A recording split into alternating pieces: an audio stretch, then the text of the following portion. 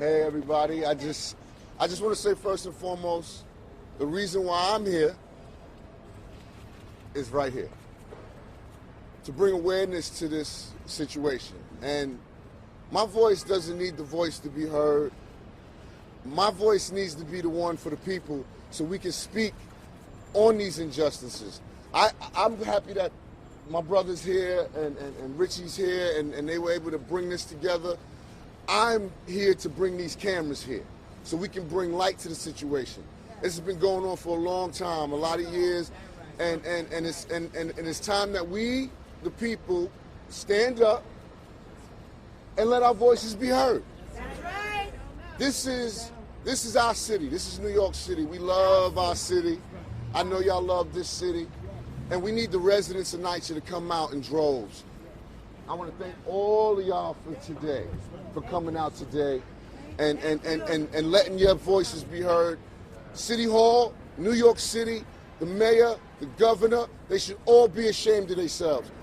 These are Americans, New Yorkers living in third world conditions, and it should not be this way. So we're gonna today this is the beginning of it. I don't know how far this is gonna, take us, but this is the first step, and there's a lot of things that need to be addressed. Schooling, the education system is terrible.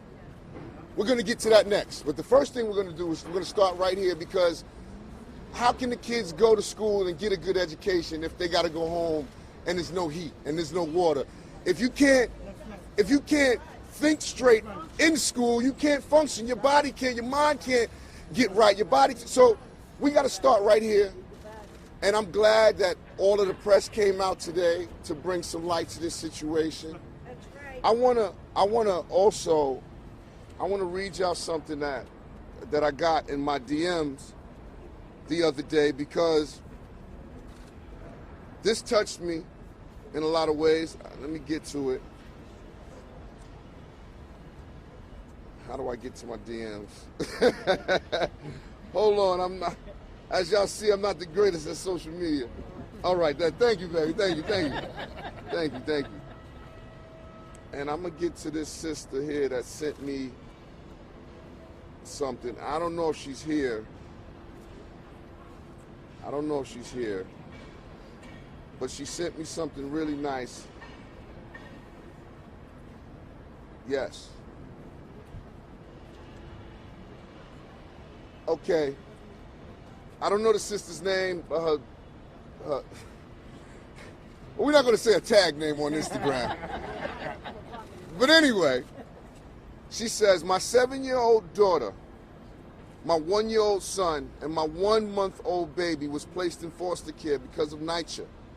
Oh, really? Have not taken care of one thing. I placed tickets in for 3 years. Going through it all. We'll be there. She said she'll be here today. I hope she's here. I don't know if she's here or not.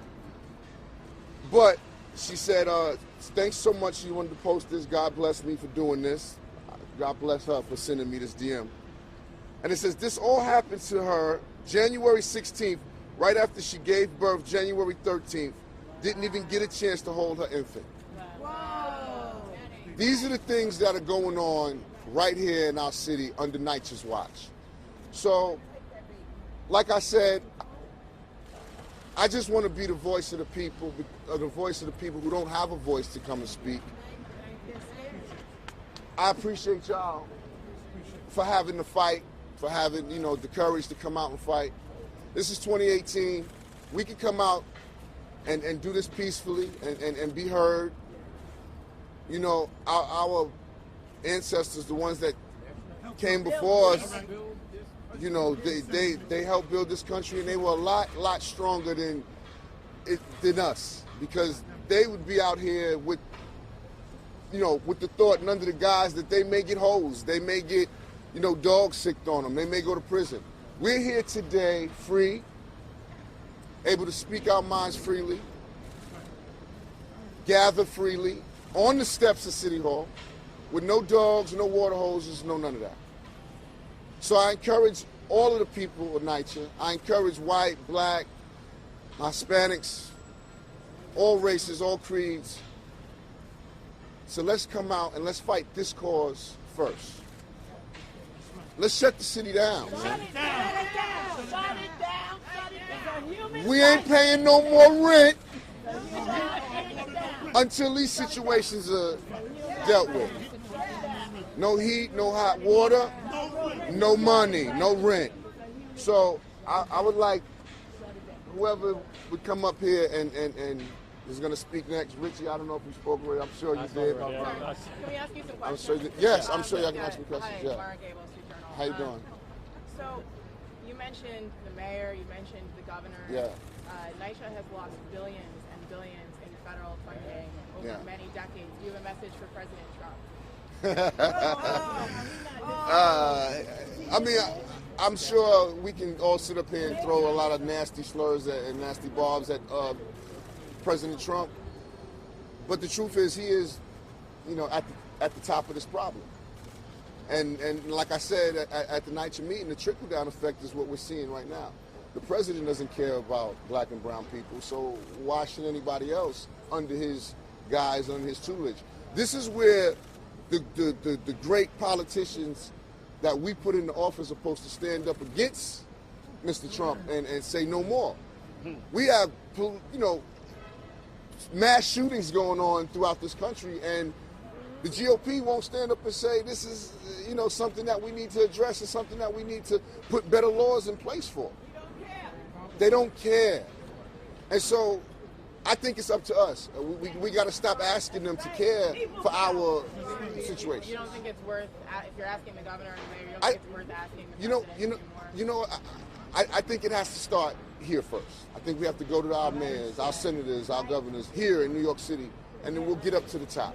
Yes. It has to be a process. We have to crawl before we can walk. How did this press conference come together? Did you grow up at all in public housing? You've experienced it? I grew up not in public housing, but I grew up in apartments and the funny thing is, I grew up in Queens, Hollis, Queens, and I was just with some of my people some of my relatives and family members that still live there.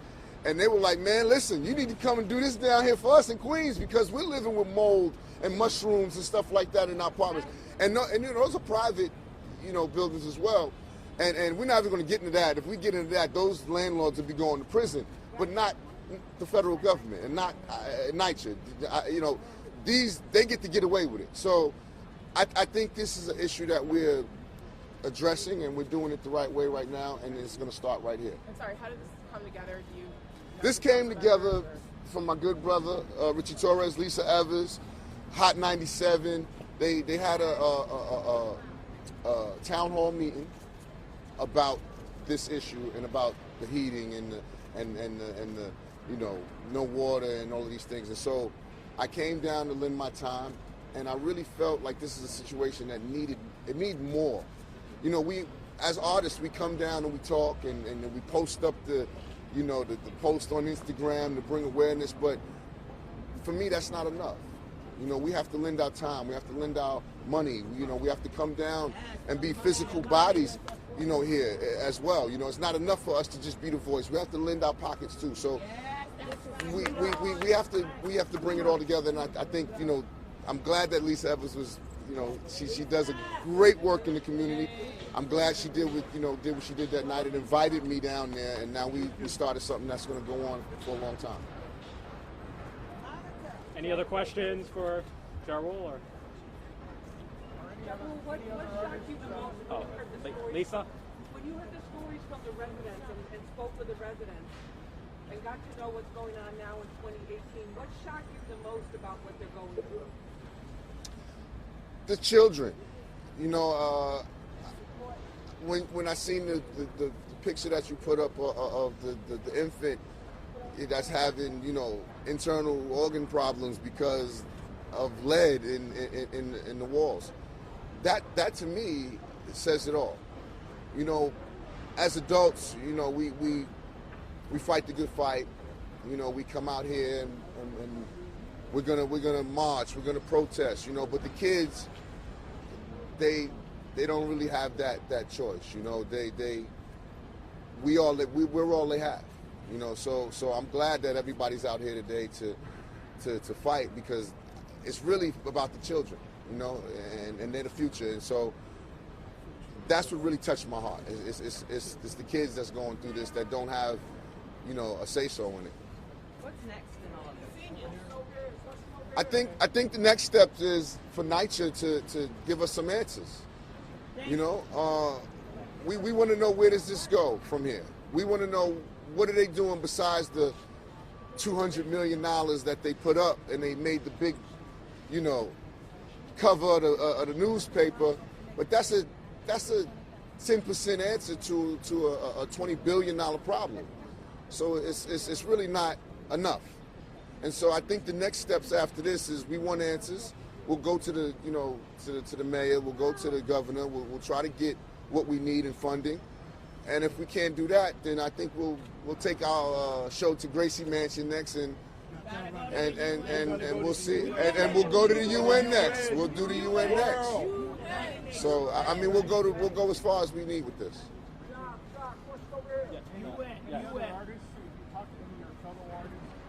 I have, and a lot of the New York City artists are you know, fed up with the conditions and how we're being treated as people of New York City, you know, as far as gun violence and what's going on throughout the New York City housing. So there's a lot of issues that we're ready to tackle, and this, like I said, this is just a start. And oh, my crew is coming. So, you know, if you guys don't, you know, want to answer my call, and I'll bring some friends and that have some power and some pull as well, and maybe we'll, as a collective unit, y'all will answer what we need. You'll see. You'll see.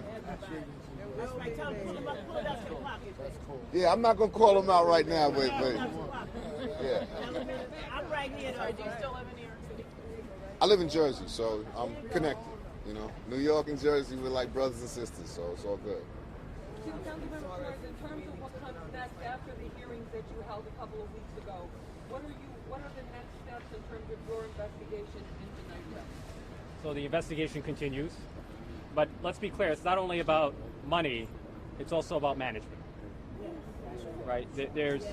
So I asked NYCHA has a boiler in Staten Island that's 70 years old, yet it's among one of the best performing boilers because it's well managed. So in many cases, the management and maintenance of boilers is actually just as important, if not more important, than the actual age. So NYCHA needs more funding, it needs better leadership, and it needs greater flexibility around procurement. So as you know, the City Council is in conversations with the Governor's Office about how to best speed up the installation of boilers in public housing. Any other questions for Ja Rule? You're not here to see me, I know. No, I want to say this before I leave, and before we kind of wrap this up. I think we're all missing the big picture here. This is all part of a bigger plan that I feel that they have to push these residents out of their homes and bring in private, you know, housing and take back, you know, these properties. And we've seen it, but they have a name for it, gentrifying or whatever. Gentrification. So we've seen it happen in Brooklyn already. We've seen it happen in Harlem. It's going to keep happening unless we come out and we fight. You know, we have to fight. And I like I said, I'm going to say it again, I'm happy these cameras are here today. Because these cameras represent the bigger picture. If we can come out together as a people, and y'all come out here and broadcast, you know, these gatherings, I think it'll start to make a difference. Awareness always starts the wheels turning, and I think that's what we did today. Today we made the world aware that there's a big problem in New York City housing, and we're going to start chipping away at the problem right today.